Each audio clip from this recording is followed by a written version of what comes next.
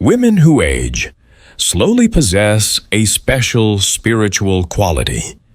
Have you ever noticed that certain women seem to defy the conventional passage of time, not merely in their physical appearance, but in the very essence of their being? This observation extends far beyond the superficial markers of aging that society obsessively measures. There exists a profound philosophical dimension to this phenomenon that few have properly articulated. In our daily lives, we often find ourselves trapped in a maze of immediate concerns, deadlines, and responsibilities, rarely pausing to contemplate the deeper currents that shape our existence. We look at aging as a purely physical process, something to be feared, combated, or resigned to, without considering that perhaps there exists within this process a profound spiritual dimension that Kant's philosophical framework can help us understand. Many feel overwhelmed when approaching Kantian philosophy, seeing it as an impenetrable fortress of abstract concepts and specialized terminology. This disconnection creates a void in our understanding of ourselves and our place in the temporal continuum of existence. The sense of inadequacy when confronted with complex philosophical ideas often leads us to dismiss them entirely, depriving ourselves of powerful insights that could transform our relationship with time, aging, and the development of our spiritual qualities. By the end of this exploration, you will have gained not just an intellectual understanding of how Kant's ideas illuminate the connection between spiritual development and the aging process, but a practical framework for recognizing and cultivating these qualities in yourself. The concepts we will explore together transcend mere theoretical interest, offering instead a new lens through which to view human development and the passage of time. Understanding these ideas now, rather than postponing this knowledge, may fundamentally alter how you perceive yourself and others in relation to time's flow. Let us embark on this philosophical journey together, one that promises to bridge the gap between Kant's profound insights and your lived experience of temporality. The phenomenon we observe in women who age with remarkable grace cannot be reduced to genetics, lifestyle choices, or cosmetic interventions. While these factors certainly play their roles, Kant's transcendental idealism offers us a more profound understanding. To appreciate this perspective, we must first recall Kant's fundamental distinction between appearances and things in themselves. The physical manifestations of aging that we observe belong to the realm of appearances, the phenomenal world that we experience through our senses and understand through the categories of our understanding. But beyond these appearances lies the noumenal realm, the things in themselves that transcend our direct experience, but nonetheless constitute the ultimate reality. When Kant explored the foundations of human cognition in his Critique of Pure Reason, he revolutionized our understanding of how we experience time. According to Kant, time is not an objective feature of reality, but rather a form of our intuition, a way in which our minds necessarily structure our experience. This insight has profound implications for how we understand aging. If time itself is a form of our intuition rather than an absolute external reality, then our relationship with temporal processes like aging becomes far more complex and nuanced than we typically assume. The women who manifest this special quality in relation to aging have, perhaps unconsciously, aligned themselves with this Kantian understanding of temporality. The moral dimension of Kant's philosophy centered around his concept of the categorical imperative also illuminates our topic in unexpected ways. For Kant, moral action stems from a good will acting out of duty to the moral law, which we access through our rational nature. This moral law commands us to act only according to that maxim by which we can. At the same time, will that it should become a universal law.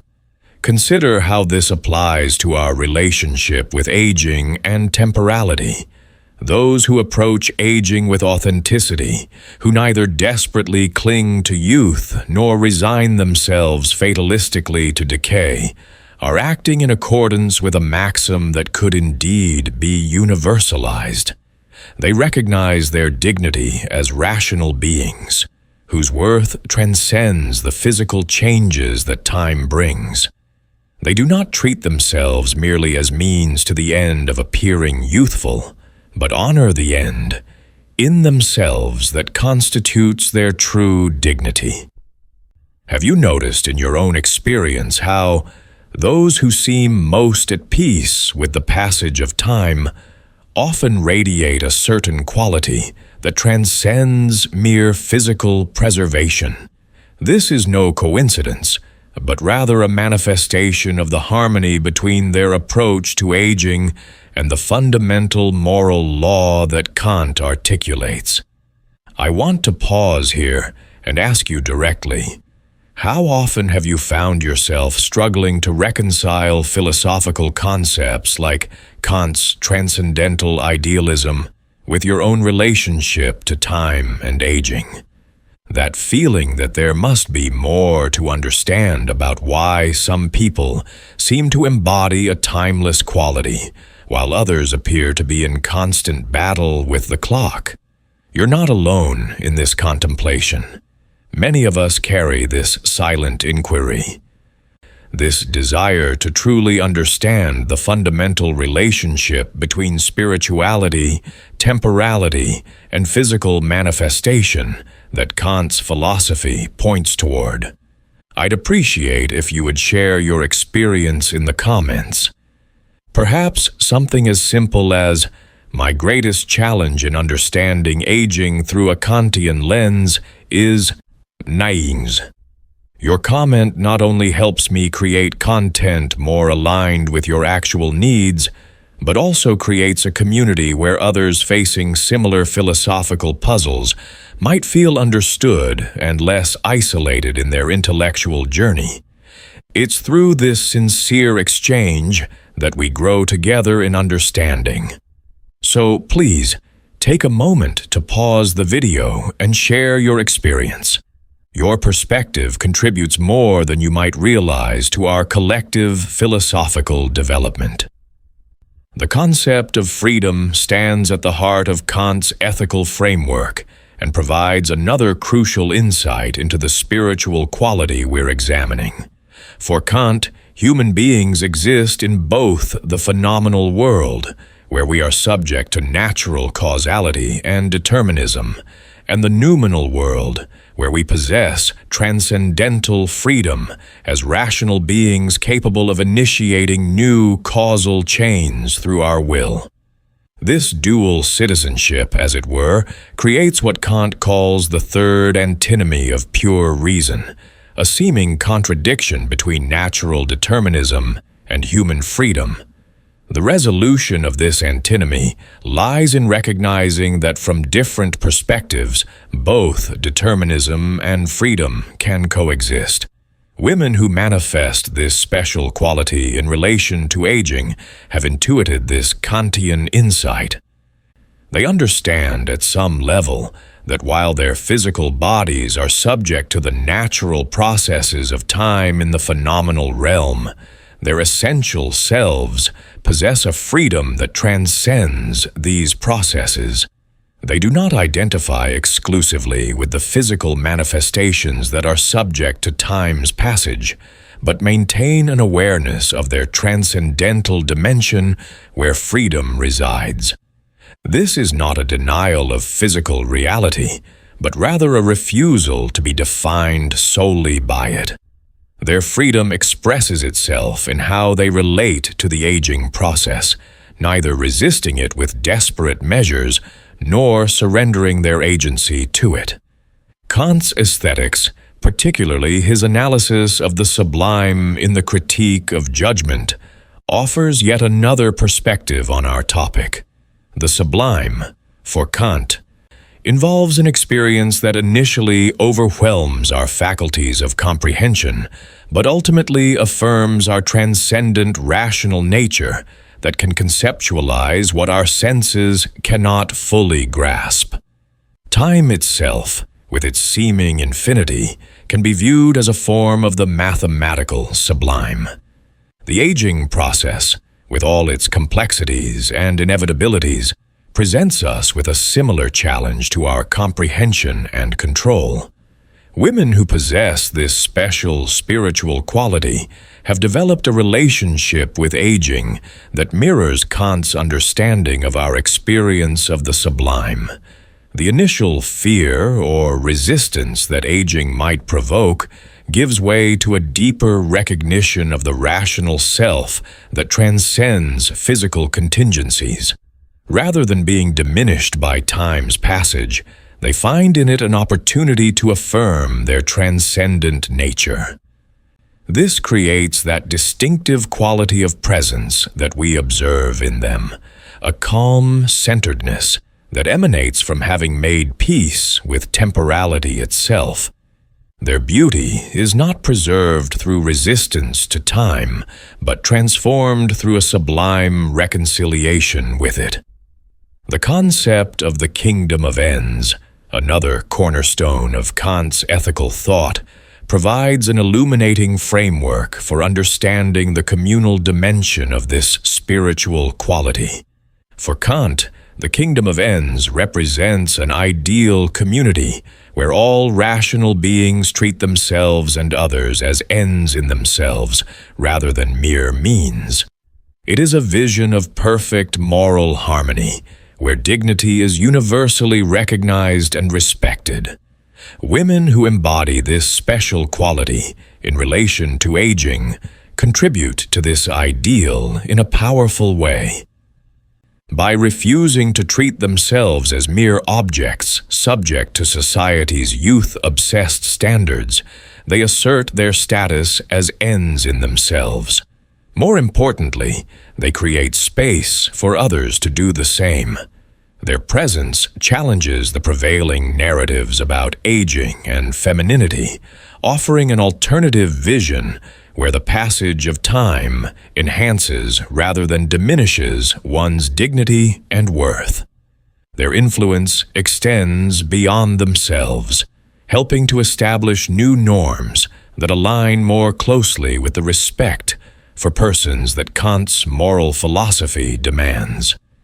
In their interactions with others, they manifest a recognition of the intrinsic worth of each person that transcends physical appearance and temporal location.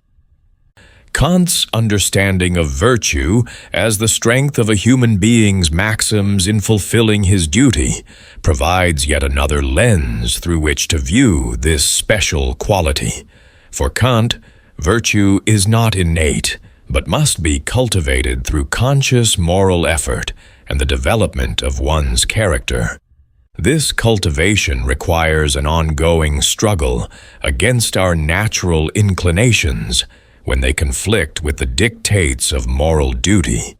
The special spiritual quality we observe in certain women as they age can be understood as a manifestation of Kantian virtue.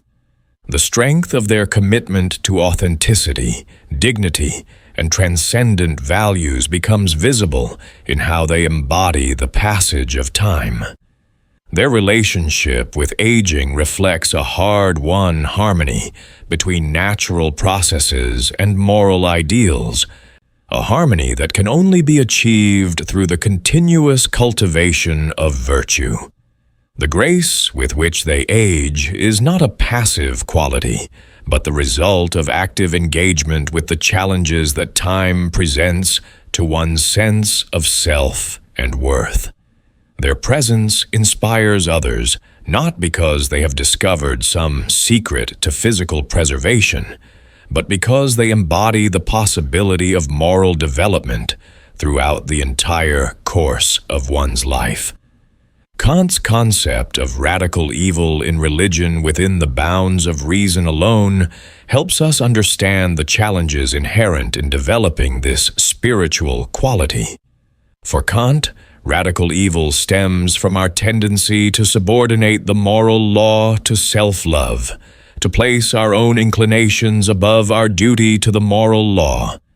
This tendency manifests strongly in our relationship with aging, where the fear of time's effects can lead to a kind of self-obsession that actually accelerates spiritual decline, even as it attempts to preserve physical youth.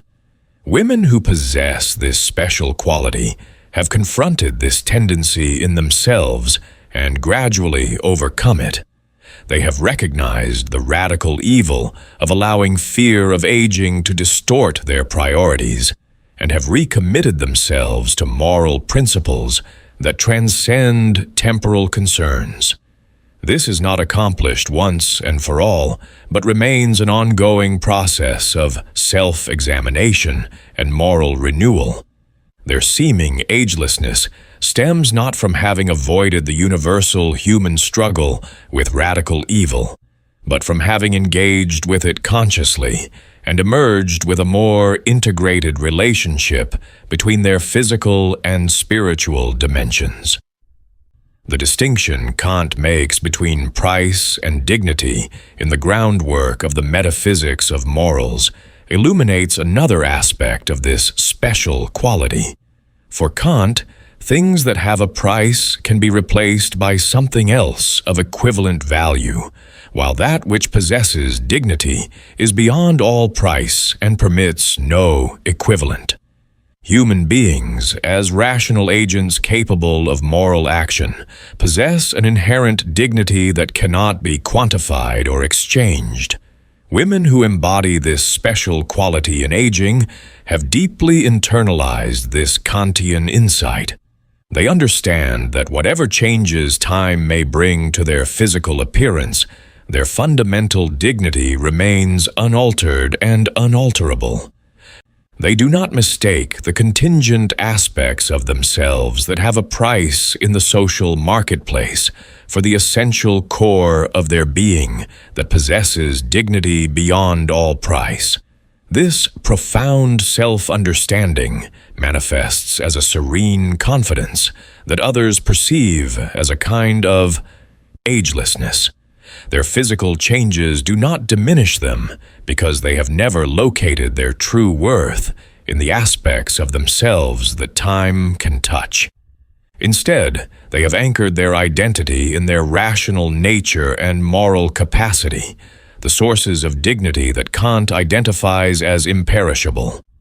Kant's concept of the highest good as the union of virtue and happiness offers a powerful framework for understanding the fulfillment that accompanies this special quality. For Kant, the highest good represents the complete object of the moral law, a state in which happiness is distributed in exact proportion to virtue. While Kant acknowledges that this perfect correlation may not be achievable in our temporal existence, he holds it as a necessary object of hope and as the ultimate aim of moral striving. Women who manifest this special quality in aging often exhibit a remarkable harmony between their inner virtue and their evident contentment. They have not found happiness through the pursuit of physical preservation or social validation, but through the cultivation of those moral qualities that align with the dictates of practical reason. Their serenity stems from the growing congruence between their character and the highest good that Kant describes. The wisdom they embody reflects an intuitive understanding that true happiness cannot be separated from moral development, that the pursuit of physical youth at the expense of spiritual growth can never yield genuine fulfillment, Their lives stand as testament to the Kantian insight that virtue and happiness, properly understood, are not opposed but ultimately convergent. The application of Kant's philosophical framework to our understanding of aging and spirituality invites us to reconsider our own relationship with time's passage. If we accept Kant's premise that time itself is a form of our intuition rather than an absolute external reality, we open ourselves to the possibility of a more liberated and creative engagement with the aging process. We begin to see that our experience of aging is not simply given to us as an inevitable decline, but is partially constituted by how we conceptualize and relate to temporality itself. The special spiritual quality we observe in certain women becomes not just an object of admiration, but a possibility for our own development.